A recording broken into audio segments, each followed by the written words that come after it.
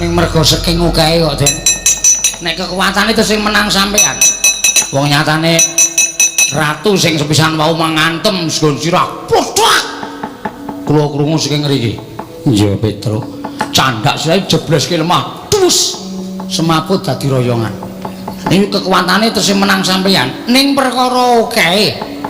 Amerika 1000 negara pirang-pirang kalah siji maju loro, kalah loro maju telu. Petro, non, mbok nek ngerti bendarane ngene iki diwangi. Ora mengkakean cangkem. Ana ku nyeritake, wah aku ora butuh cerita. Sing dadi nyatane. Ora gelem nyambut gawe. Nanti reng, lho aku ki abdi setiae. Tonton kekuatanku. Nek mati lho reng, mati kok wis. Nolo garing ati-ati nggih ampun kuwatir nek ming mungsuh ratu oye pokoke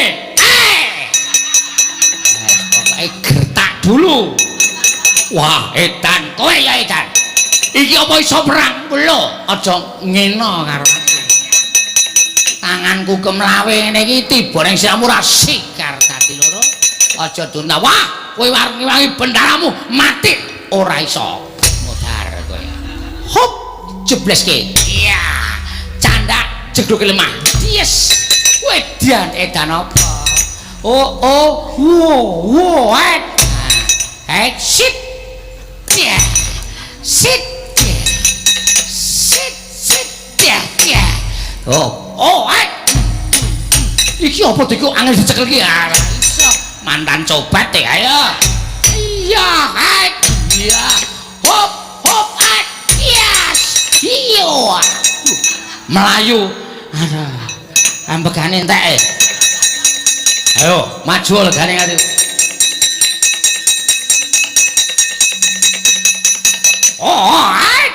iya wis candak sejuluke cek mati dereng aku kowe ampuh to ndasku. Tak kira watu watu cengelmu kowe. Iki menthong ki. Ana wong nonton disaut dikeprokke. Nyatane ratune semaput to. Mapun-maput ora. Genti kowe, Gong. Aduh mati aku. Aja mlayu. Waduh. Uyu. Wela, andang lemu. Iki adine. Wah, tak kira nek andang lemu. Adine nolo gareng ayo. Modar. Iki cah ampuh ora mengendha-endha. Kakangmu mau sing cilik mau endha-endha. Aku sing ora endha, wong gegeden awak. Modar. Iya. Hoi. Diam gantong mempenggani. Terus wah aku seneng delok kowe. Wait, ayo. What? Loh, double ya men. Tenang Gong. Tenang piye wis rada mumet e. Mas ya.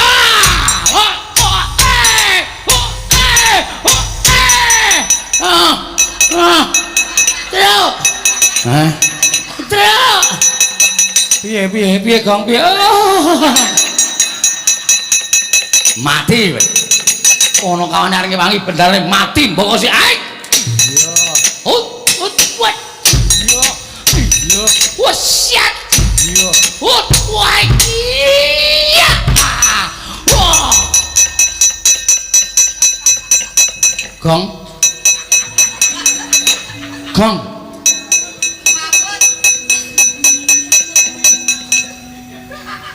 Gong ora ambegan. Gong. Mau nek ora kuat awake iki ra sagel to, Le. Kowe kenapa, Gong? Kok ora ambegan? Tak juga ke segaya, Gong. Heeh. Oh. ngelih sampean. Perang karo madang ki mumet to. Ning karo tangi, karo tangi. Wedan glenen tenan oke tenan.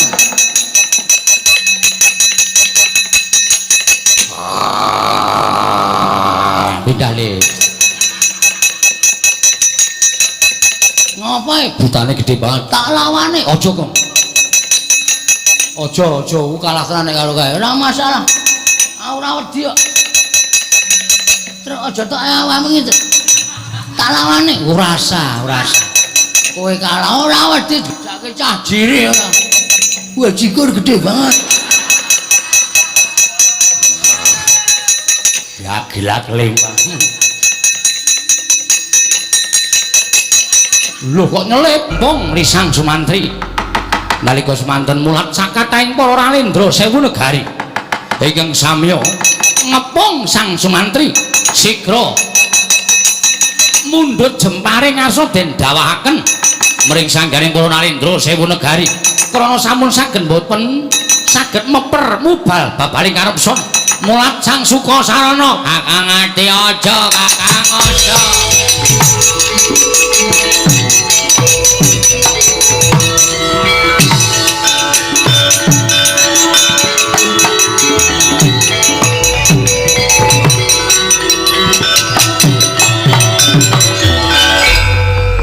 Aku ora wis omong to Kang.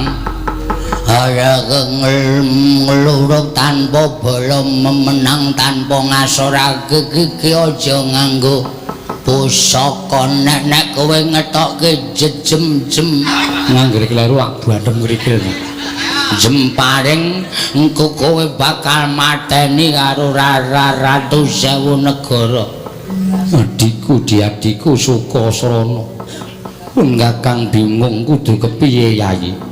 Kok kowe ra wis tak kandhani to nek kowe bingung kowe mbatina aku. Lala kowe kok ora mbatin aku kok kowe arep nglimpeke aku meneh ya Kang. Ora Yayi ya mung pun Kakang lali. Arep ngopo Yayi? Kowe rasa bingung kok kowe ngadeka nang kene wae. Mengko sing nibake daya kemandan aku.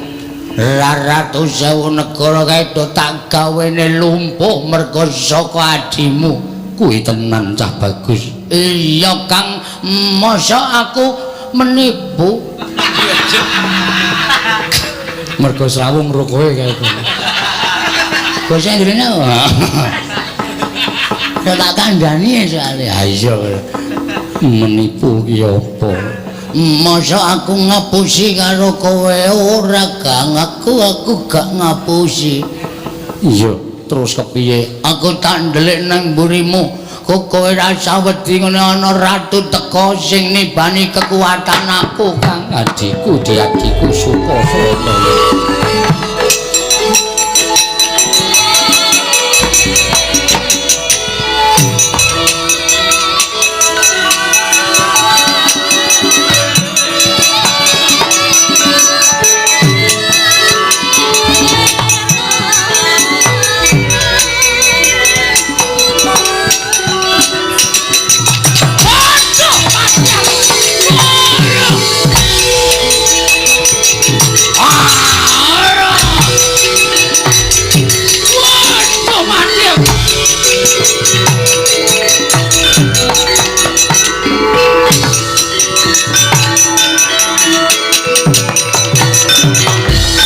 Waduh, mati aku iki dayane apa?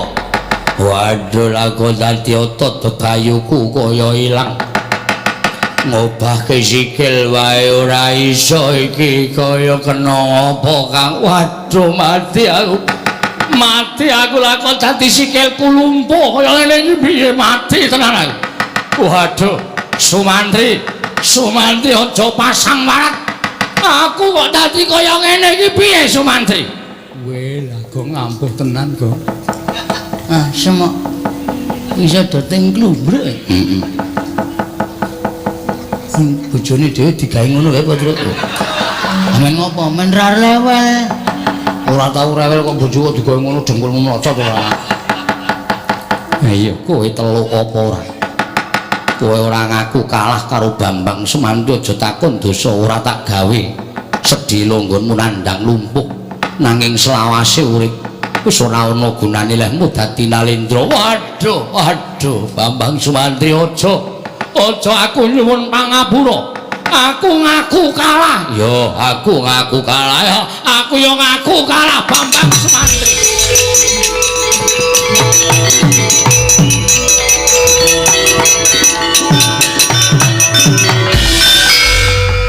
Apa buktine lamun Prabu Darma Wisesa sakwadya balane ngaku kalah.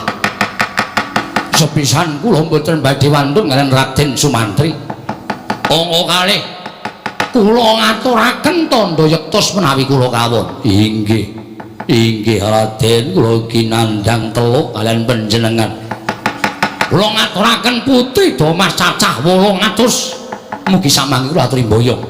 Lan dados kukupanipun Raden Sumantri nggih Bambang Sumantri. Iso tak cekel ingkang dadi gunemamu Prabu Darma Wisesa. Mboten sabab saking menapa nyatanipun kula sampun matur bilih kula sampun tobat nandhapun Raden Sumantri. Yen pancen kowe wis nandhang tobat sapirangan wadya balamu Ratu Sewu Negara kon lunga saka negara Magoda bali marang papane dhewe-dhewe. Dene pandhiganing Ratu Sewu Negara Prabu Darma Wisesa ndak kanthi sowan marang ngersaning Prabu Citrasena matura yen pancen kowe wis kalah karo Bambang Sumantri. Kanthi mengkono ana seksine Prabu Citrasena ngerti lamun Ratu Sewu Negara wis bisa dikalahake dening Bambang Sumantri. Iye kula nderek.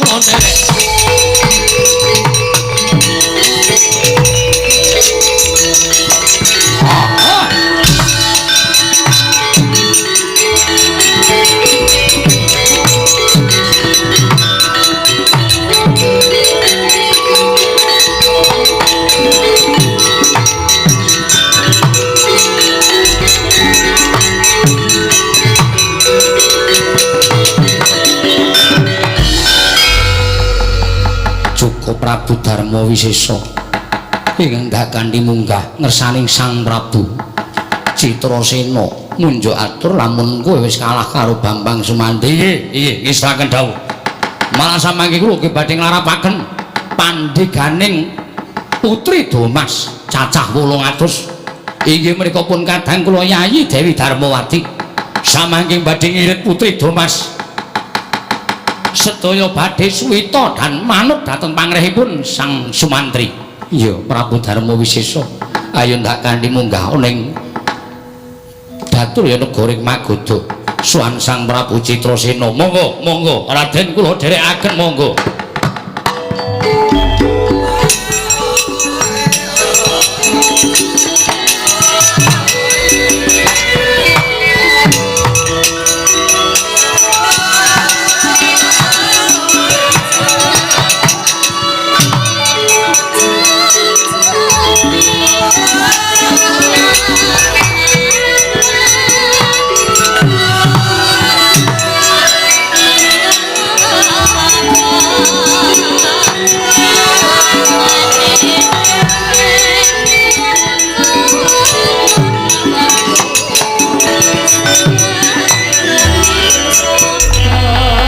Sampeyan kok guyang-guyu dhewe.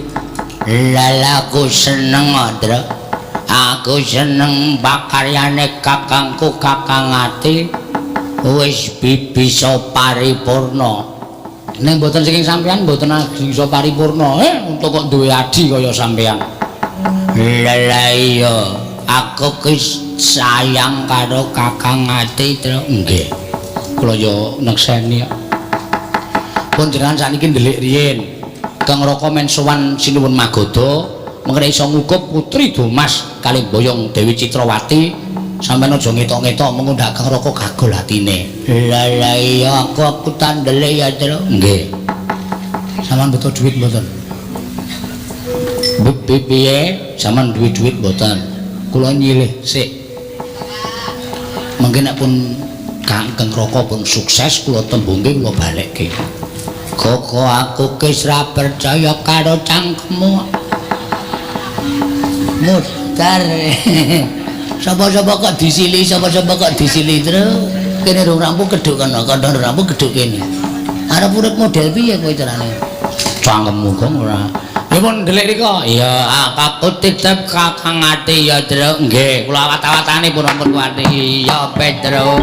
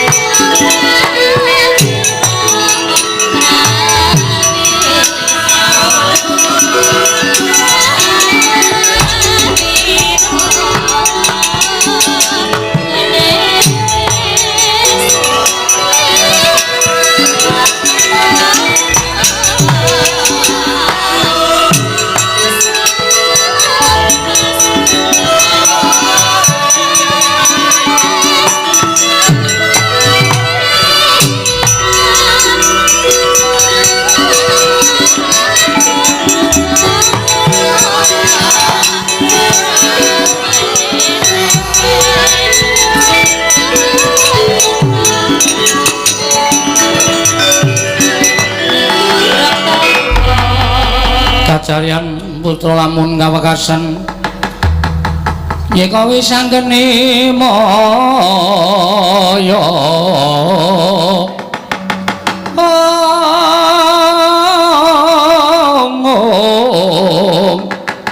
wis anggene maya Wisnu Pratinta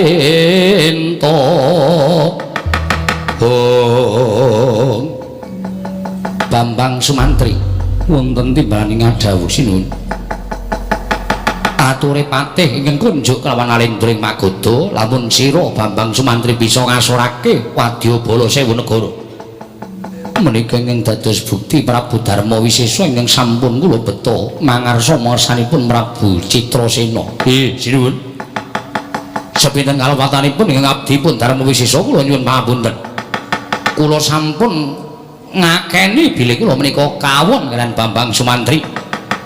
Mila samangke kula badhe ngaturaken inggih menika tandha anggen kula sampun kawon kaliyan Bambang Sumantri tumunten Raden Sumantri kula caosi inggih menika bebingah wujudipun Putri Domas cacah 800 ing kapandhikan rayi kula pun Darmawati.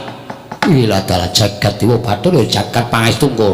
Iya sinuwun ora dadi ngopo lan gandeng sira wis kalah kelawan Bambang Sumantri ndak jaluk enggal ninggalake negara Magoda supaya negara Magoda katon ayem tentrem ora padha kuwatir sangganing para kawula negara Magoda. Ngestaken dawuh namung semanten kula ugi badhe anagih dhateng menapa sampun paduka ngendikaken menawi kula saged ngunduraken Alendra Sewu Negari saking negari Magoda kula kedah amboyong dhateng ingkang Mbakyu inggih menika pun Gusti kula Gusti Ayu inggih menika Citrawati sinuwun kados pundi menggah pangandika paduka ingkang sampun kapireng dening jagat menika diweji Nalendra Martatama manggyat kurda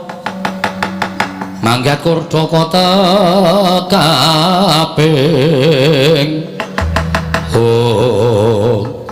Kakang Ayu ana dawuh mapa Yayi Citrasena jumbuh lan menapa sampun kula aturaken dinten sak mangke sampun boten saged selak malih bilih Kakang Mbok Ayu badhe kaboyong sowan dhateng negaring Maspati kinersakaken Alendra Maspati Prabu Sri Harjuna Sasra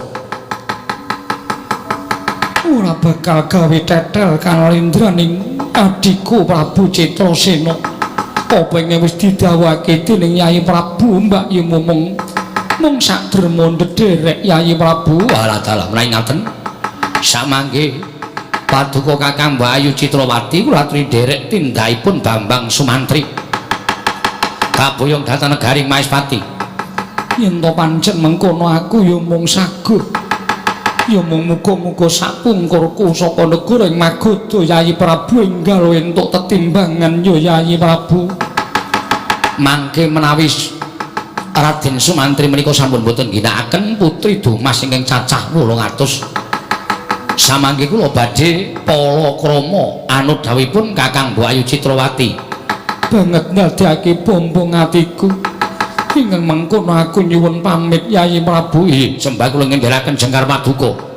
Sumantri wonten dawuh Gusti Ayu. Ayo derekno aku. Prapta ana ing negara Maespati Sumantri sawawi Gusti Ayu kula dherekaken sinuwun kula nyuwun pamit ya. Sing ati-ati aja kaya bocah cilik Kakang Sumantri.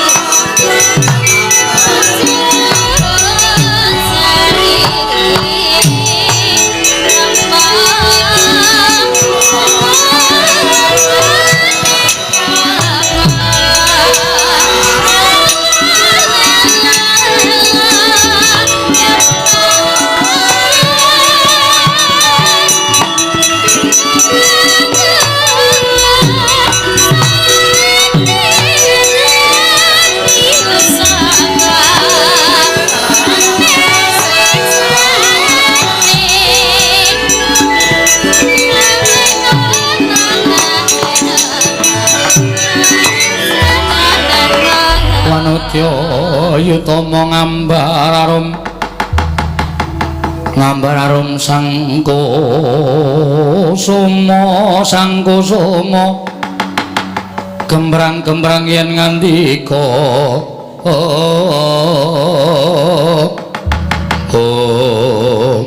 Sumantri kula wonten paring adhawu kepiye munggo ngene bakal lumaku saka ing Magoda tekaning Maespati Gusti Ayu.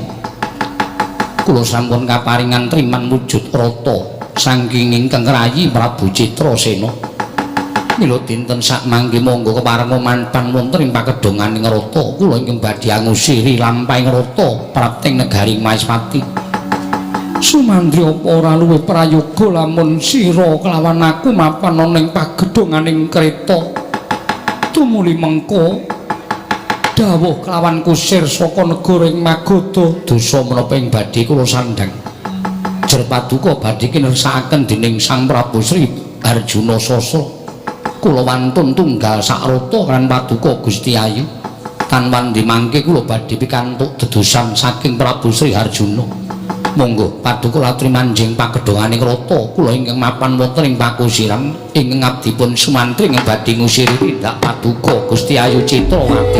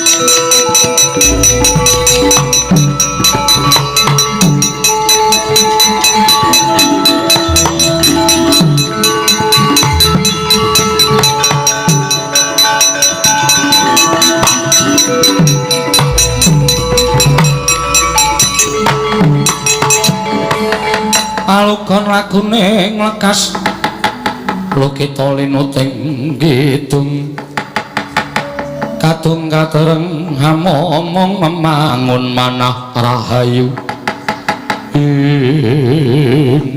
Pati Surata wonten timbalan sira ingsun utus sangawat-awati lakuning Sumantri sarta amethuk balining Bambang Sumantri teka sawanoning Datulya negara ing Maespati ngaturake nawala Surata iki nawala piye nalika semanten kula sampun pinanggihan nabipun Bambang Sumantri lan aturipun Bambang Sumantri piyambakipun sagah lan kasembadanan undung Nalindra Sewu negari Tuwin Bambang Sumantri saged ambuyung Dewi Citrawati namung kemawon boten badhe sowan ngabyantura paduka menawi kula boten purun angaturaken nawala ingkang kunjuk kersa paduka Gusti kula ingkang sinuwun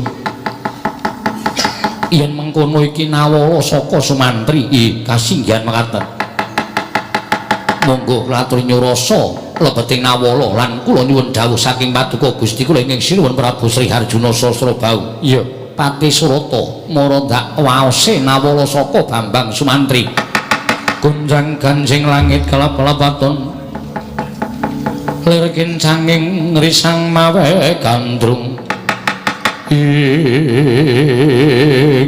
kocap kacaita nalika semanten Musinurasa isining nawala dening Prabu Sri Harjuna Sasrabau kanana liyan kejawi amung layang penantang saking Bambang Sumantri parandening mangke Sang Prabu Sri Harjuna Sasrabau amung mesem ing Wardaya nata ing Maespati Pati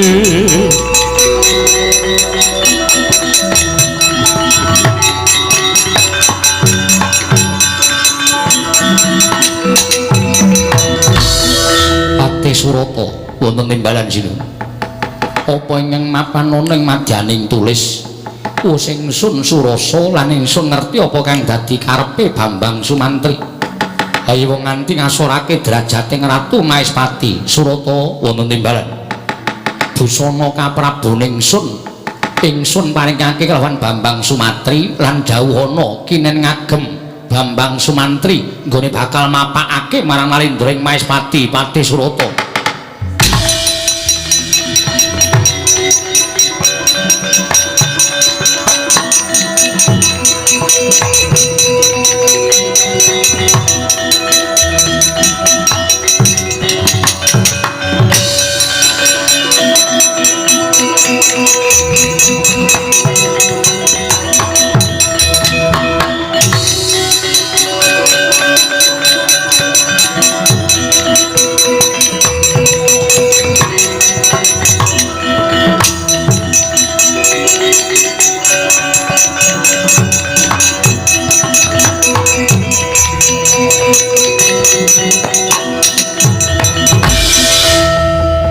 Gusti Pati Surata ya Sumantri aku ora ngerti apa kang dadi kekarepaning Sinuwun Prabu Sri Harjuna Sasrabau sawise nyurasa nawala ingkang mbok aturake marang panjenengane malah aku didhawuhi supaya ngaturake busana kanalindran Bambang Sumantri wonten dawuh pangandikaning Sinuwun Prabu ing Maespati busana iki wajib sira agem supaya aja nganti ngasorake derajate Nalindra ing Maespati Sang Prabu Sri Harjuna Sasrabau nuwun ngestaken dawuh Gusti Pati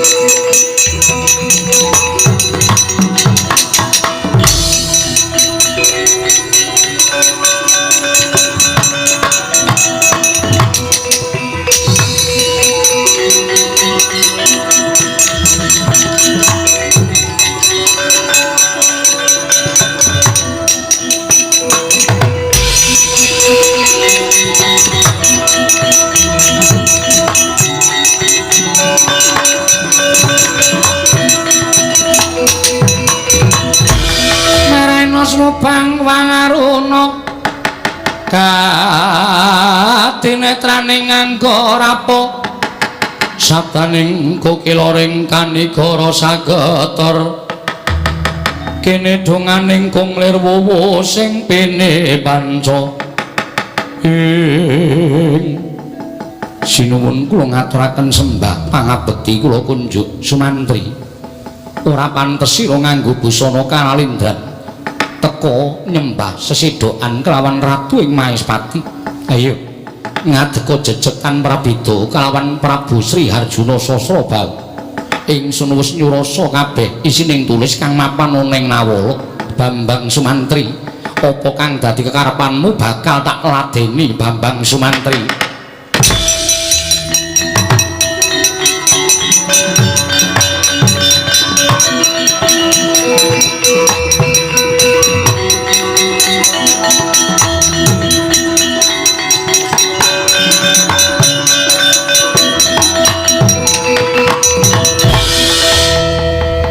Sedaya ingkang kula tindakaken saderengipun kula ngaturaken sepinten kalepatan kula Diagung Pangaksama Paduka Sumantri aja wigih ringa-ringa. Marapa kang dadi kekarepaning Bambang Sumantri bakal diladeni dening Nalindra ing Maespati Prabu Sri Harjuna. Samangke badhe kula aturaken menapa ing sampun pikantuk dening Bambang Sumantri nersa Paduka Gusti kula ingkang sinuwun. Menawi Paduka kedugi saged angasuraken kridanipun Bambang Sumantri. Sumantri, makna sastra jendramu wateken aji jaya kawijayanmu. Aja nganti tumangsuh nggon matek aji jaya kawijayan. Ayo neng kene ditemtoke sarta bakal ora kuciwa nggonmu njajal marang kapriwerening Nalindra ing Maespati Prabu Sri Harjuna Sasrabau. Sumantri,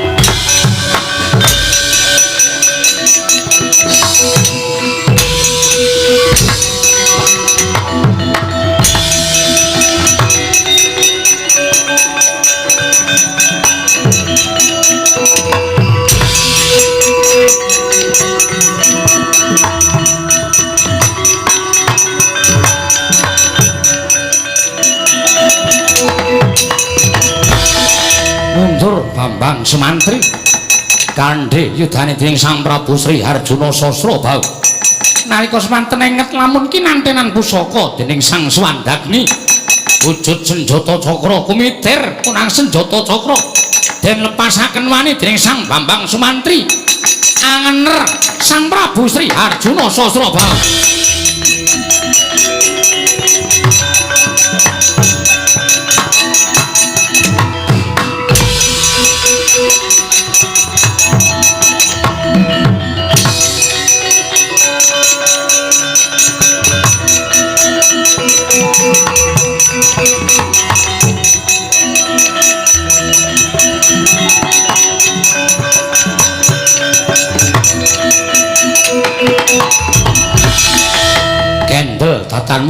datanmu sik sumurup lampahing Kyai Senjata Cakra pamunahing satru sekti pusaka ampuh kagilo-gilo tanggaping Gatri Sang Arjuna Sasrabahu sidra mantek aji mantram Triwikrama ical wujuding nata ing Maespati ana buta sak gunung telung gunung pitung gunung ngebahi jagat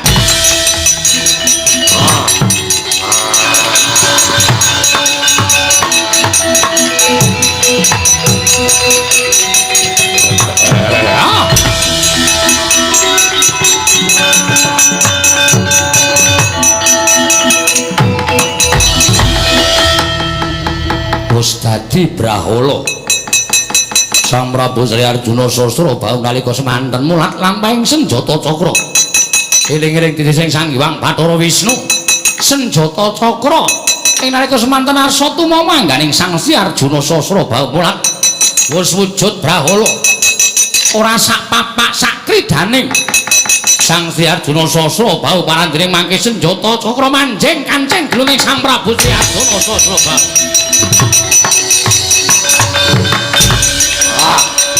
ayo Sumantri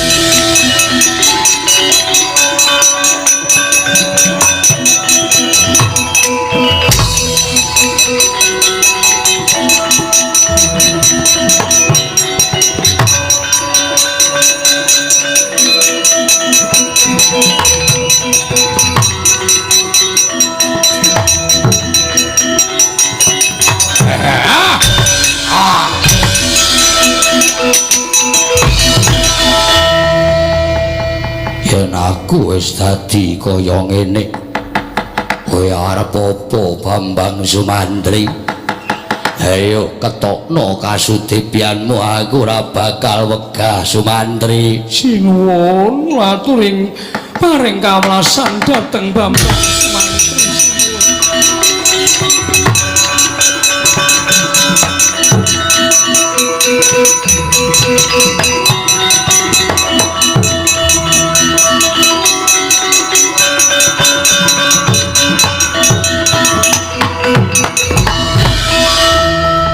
sepinten kalpatanipun Bambang Sumantri ingkang abdi pun Citrawati ingkang nyuwunaken pangapunten sepinten kalpatanipun kula ingkang nyuwunaken pangapunten sinuwun mesakaken dhateng ingkang abdi pun Bambang Sumantri nyatanipun sampun sembodo minangka dutanipun Alindra ing Maespati napa paduka badhe wentara dhateng abdipun Bambang Sumantri gumaregel penggaling Sang Nata Prabu Sri Harjuna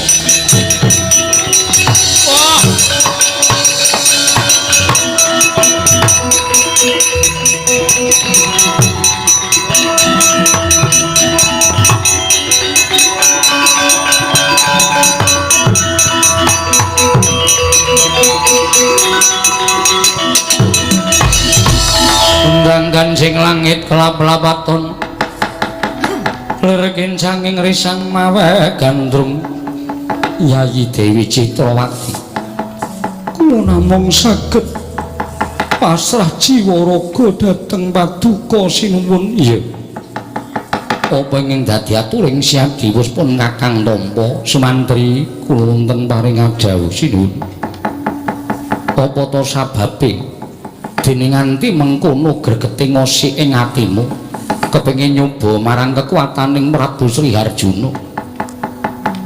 Sinuwun boten babar pisan kula wantun nangias dhateng Paduka. Nanging mugi andadosna ing kawuningan niat kula ingkang kados mekaten menika kala wau sinurung hanjagi dhateng Kanalindran Paduka. Sampun ngantos dipun raosi dening para kawula.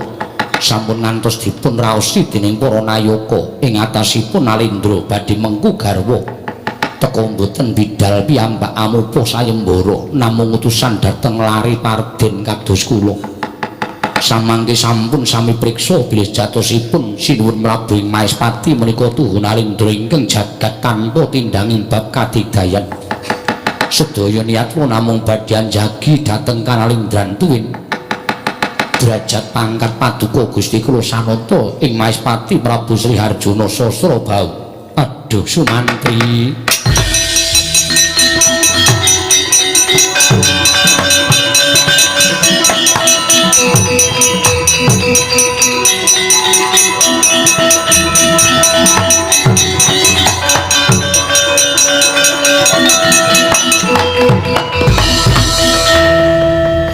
Ya to yen pancen kabinging dadi aturira pancen marentul saka legetaning ati ingkang jero sayekti apa ingkang sira tindakake ora gawe banger bacin asmaning Nalindra ing Maespati nanging malah saya gawe kuncaraning Nalindra ing Maespati mula sira bakal ingsun nugraha bakal ingsun paringi ganjaran Sumantri Seksenana sira bakal ingsun dadekake warangka ing Maespati patih jero ya kuwi Bambang Sumantri dene patih jaba diasta dening Patih Surata Bambang Sumantri.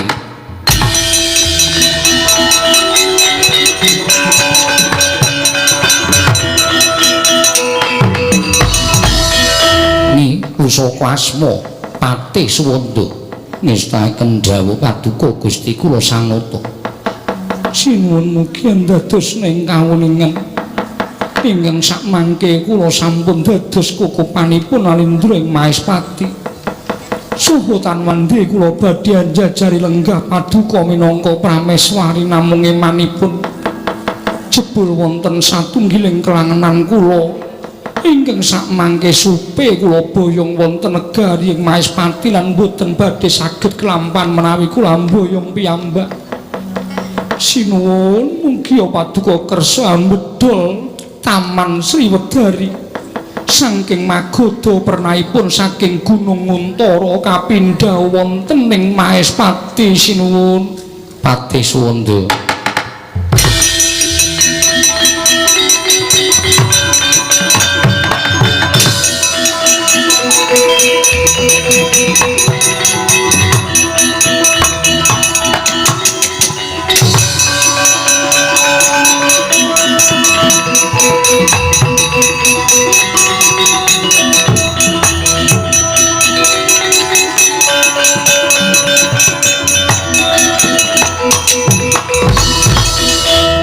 Pripun? Kula niki namur kawula wis seneng. Sampeyan sakniki wis duwe derajat pangkat wong nomor 2 teng negara Maespati. Kekasih Gusti Patih Suwanda. Kabungan nugra sing sampeyan tampa kok. Sampeyan kok kembeng-kembeng netrane Gagang Semar. Ora leren-leren. Gustiku ingkang sinuwun ingkang nyoba marang Bambang Sumantri. Pripun? Ingkang sekawit aku didhawuhi mboyong Dewi Citrawati ngasorake wadyabala 1000 negara. Mongko ora kena mateni siji wae Nalindra 1000 praja. Bareng wis kelakon mboyong Dewi Citrawati. Kakang, aku kadhawuhan mindhah Taman Sriwedari saka Gunung Nguntara. Prateng negara ing Maespati apa ya iso kelakon lan bisa kasembadan ing atase kon mindhah taman ora ana godhong siji wae ingkang gogrok aja nganti ana oyoting wreksa ingkang pedhot Kakang Semar aku kuwi dudu dewa aku ming menungsa lumrah Kakang Badranaya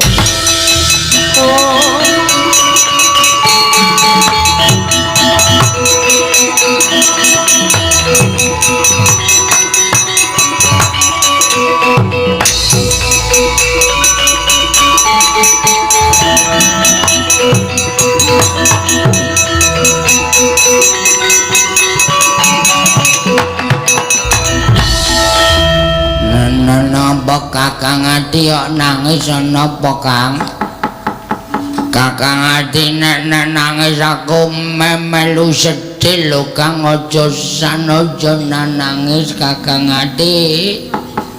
Kakang Ati aja nangis kakakku melu sedih. Sukasrana Apa Kang?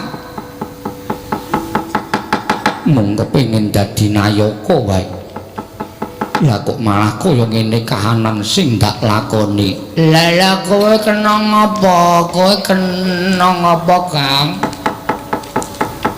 Sang Prabu Sri Arjuna sasra bau dawuh karo aku Lah ya dawuh apa? dawuh aku kono tepi kewajiban ingkang ora bisa ndak lakoni Lah kok iso? mergo aku didhawuhi mindhah Taman Sriwedari saka Gunung Untara ing Magoda prapteng negara Maespati aja nganti ana godhong siji wae ingkang gogrok sarta aja nganti ana oyoting wreksa ing taman ingkang pedhot Sukasrana piye kakangmu iki Lah kakangku ngapa? aku ra iso nglakoni Sukasrana Ning aja nangis to Kang.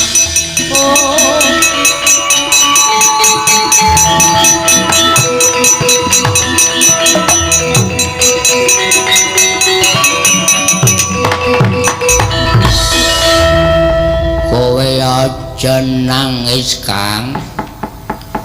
aku nangis mergo nangisi kahanan uripku Kanane ora apa-apa kok. sampeyan ampun gawe lega lho Ampun ming nyem-nyemi penggali kang raka. Nek Kakang ra iso mindhah Taman Sriwedari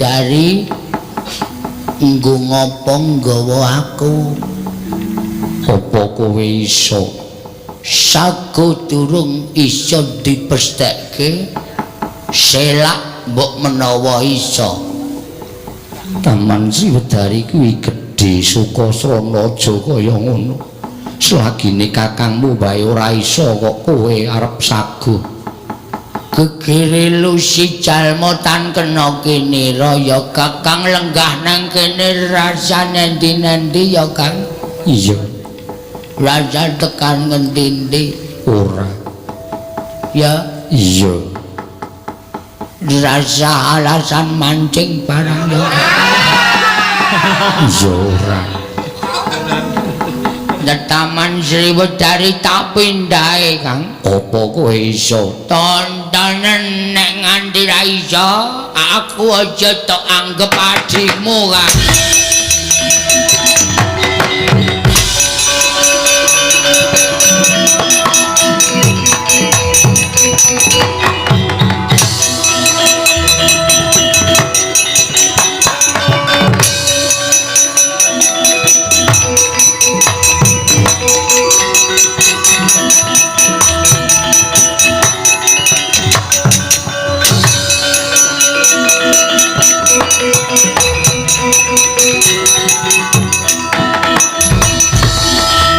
Sigra patrap semedi Sang Sukasrana ya Sang Sukasrana nalika semanten arsa mitulungi nyengraka Bambang Sumantri riwusnya semedi Taman Sriwedari den ubengi kaping 3 sinambi sukunipun dipun gejlokaken wonten ing Bantul sinandak punang Taman Sriwedari dinangkat dening Sang Sukasrana dadi ucat kang samya tumingal.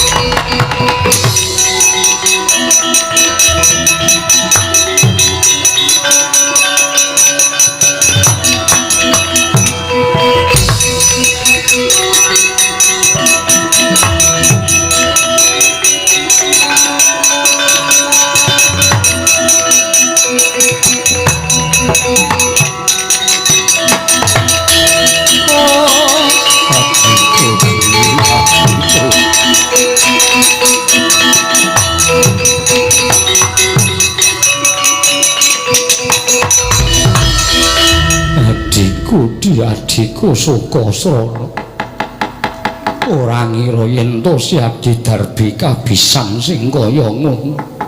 Sukasrana aku matur nuwun ya Yayi. Padha-padha aku nang ngusung taman iki awakku lulungkrah kabeh ya Kang.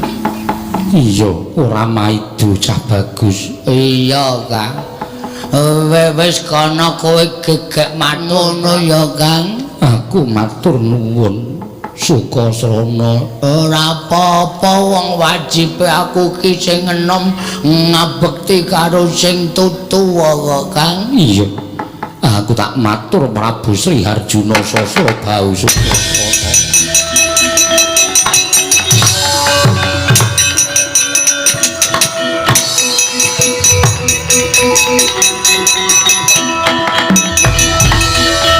Kraos sayah Sang Sukasarana sapengeripun Bambang Sumantri sigra sumendhe wonten ing wersa ageng tilem kepati Sang Sukasrana.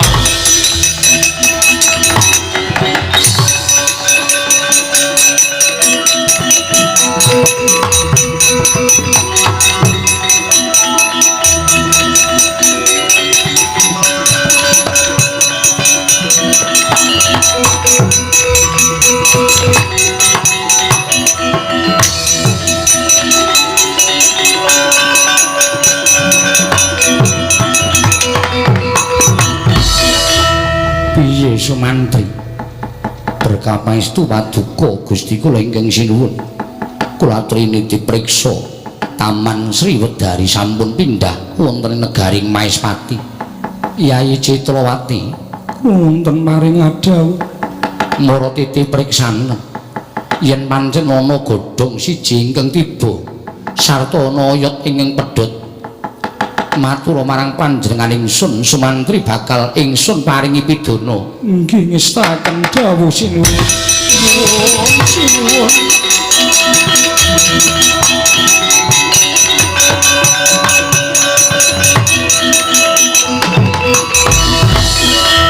Citrawati ya kene mlayu-mlayu pasuryanmu katon pucet. Ana apa Citrawati? Sinuwun mboten kanthi kanyana-nyana. Nalika kula dipriksa telenging taman jebul pinanggihipun wonten satunggiling buta bajang ingkang pasuryanipun gegirisi ngregeti wonten telenging taman. Sinuwun kula mboten badhe purun mapan telenging taman. Menawi buta menika tasih mapan wonten telenging taman. Sinuwun.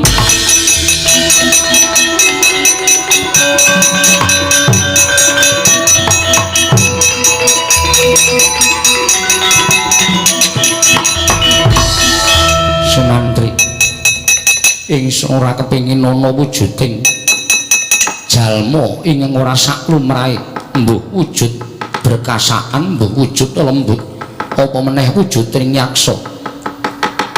Kudu sira sirnakake saka jroning taman, kudu mbok pateni wewujudan ingkang girigodha kelawan bendaramu Gustimu Citrawati. Sumantri, Sumantri, ingsun paringi pusaka. Pusaka iki agemen kinarya srana mateni buta ingkang mapan ana ing telenging taman. Sumantri,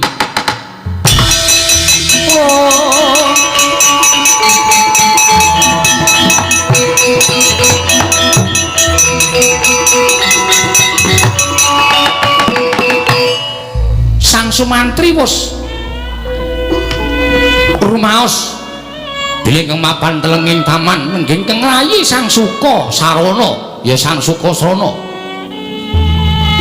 mila kampung kendelan kemawon tinimbalan ingkang Nalendra ing Mahespati Prabu Sri Harjuna Sasrabahu ewaya ing pambudi bingung liwong bingung penggaling Sang Sumantri datan kawya sing pangandikanipun Sang Bambang Sumantri amung katingal delewaraning mluh ingkang nelesi wonten pasuryanipun Patih Suwanda mangkono wijining pangandika Sang Prabu Sri Harjuna Patih Suwanda Bambang Sumantri ing atase sira ingsun timbali tanpa kumecap Sumantri Suwanda Patih Sumantri sendika ngestaken dawuh sinuwun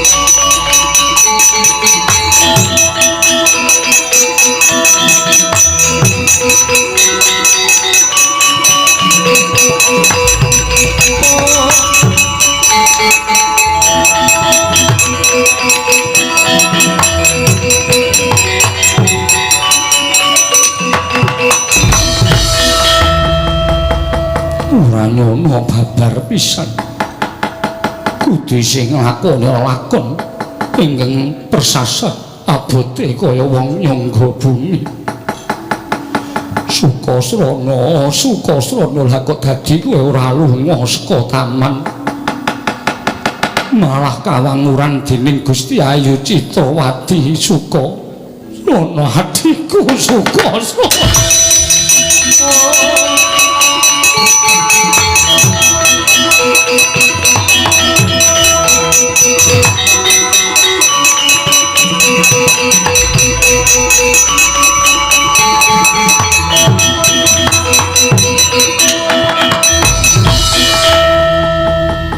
ngorok sesenggoran Sang Suka Sarana nalika semanten datan wanuh lamun ingkang ngraka wis nyaketi papanipun Sang Sukasrana anggenipun nendra wonten lebeting taman Sriwedari parandene mangke gathu ing raos ing mboten sagedipun silaki Sang Sukasrana kan Bambang Sumantri ingkang ngraka wis praptung taman Sriwedari gregah pungun-pungun Sang Sukasrana kaget sumerep ing ngraka tawang-tawang tangis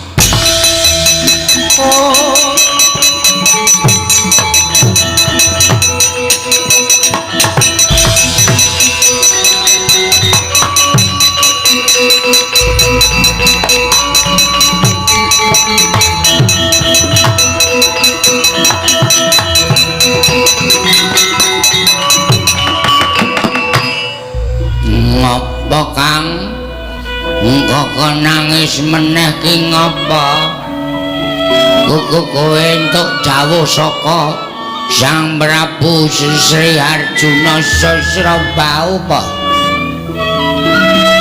Sukasrana atiku aku pancen entuk dawuh saka sinuwun Prabu Sri Harjuna dawuh apa Kang Kakang Sumantri kon ngapa Sukasrana piye kowe turu ning taman Sriwedari Gusti Ayu Citrawati leledang jroning taman pengen nitik kahananing taman nanging bareng weruh si Adi Gusti Ayu Citrawati jelek-jelek kamigiran banjur wadul karo Gustimu Sri Harjuna Sasrabahu dawuh karo aku Dawa apa ngomong ki ora karo nangis to Kang Dawa aku diparingi pusaka curiga Sumantri buta bajang sing eneng taman kudu mati Sukasrana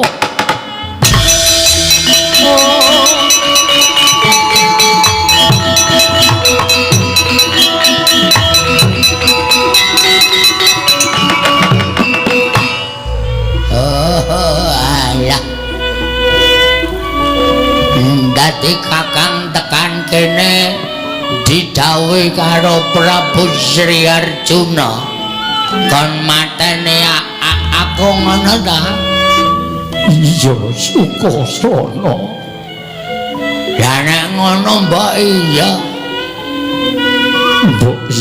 piye Kang aku urip ana ing alam donya kuwi wis tau diparingi ngerti karo bapak nenek wong urip ki ora langgeng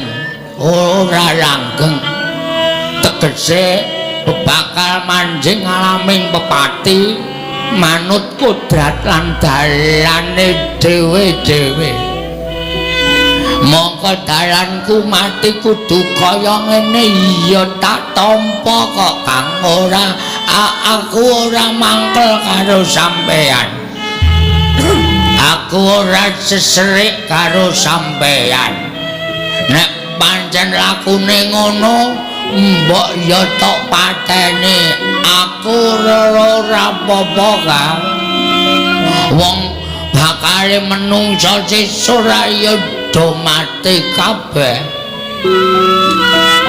aku ora mentolo mbok menawa kewajibanku ning jagat wis rampung dadi aku upama mati kuwi uripku wis sah mula jenengku Sukasrana Suka kuwi seneng sarana kuwi lantaran aku dadi lantaran kabagyaning kakangku tuwa aku ora apa-apa Kang tenan aku ora serik karo kowe aku ora mangkel karo kowe wis pusaka kuwi disuduke wetengku gendang gek rapopo Kang ora bakal iso nglakoni iki pusaka ingkang kaparingake Prabu Sri Arjuna marang aku Sukasrana lha iya apik ngono kok wis ndang disuduke wetengku aku ora apa-apa Kang tenan aku ora mangkel karo kowe aku ora nesu karo kowe malah aku matur nuwun titine patiku diuntapke karo wong sing wis tak gawe seneng karo wong sing tak gawe bunga atine ya kuwi Kakang Ati ora iso ngakoni Sukasrana kowe adikku andelora Kang lelala kae Sang Prabu Sri Arjuna Sasrabau malah wis tekan kene engko kowe didukani lho Kang Sukasrana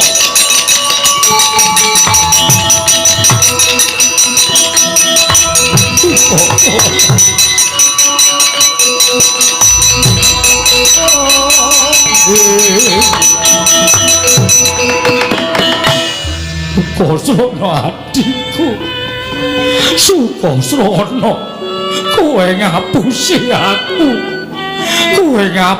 aku ming butuh nelapke kakangmu Sukasrana adikku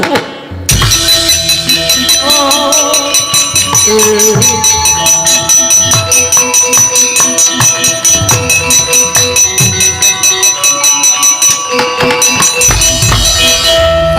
ati kabeh mau tak lakoni mergo aku tresna karo kowe Kang. Kowe aja sengit karo aku. Sosok gedhening katresnanku karo sedulurku tuwa. Nganti tak ikhlaske patiku kanggo kabungan lan kesenenganing ratimu Kang. Ning pomo dipomaya Kang aku mau munggah swarga nek ora bareng karo kowe Kang.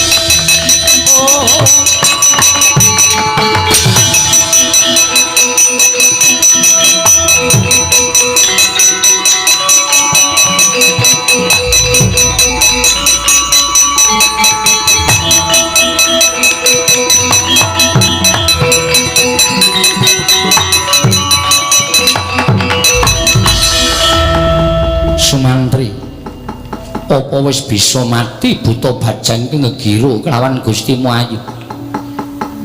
Oh, sinuwun Prabu. Sedaya menapa sampun paduka dawuhaken. Nyatanipun sampun kula tindakaken kanthi ikhlasing manah kula. Kenapa katon kembeng-kembeng netramu? Sira matur kelawan panjenengan ingsun. Sinuwun. Kamukten ingkang kula raosaken derajat pangkat ingkang sampun sinandhang dening ingkang abdipun Sumantri. Suanggen kula raosaken mukti ngawibawa Nyakrawati mbau dendha jebul sangganipun boten enteng. Kula kedah negakaken dhateng kadang kula pun Sukasrana. Sapa Sukasrana buta bajang ingkang mapan wonten telenging Taman Sriwedari menika kadang kula taruna sinuwun.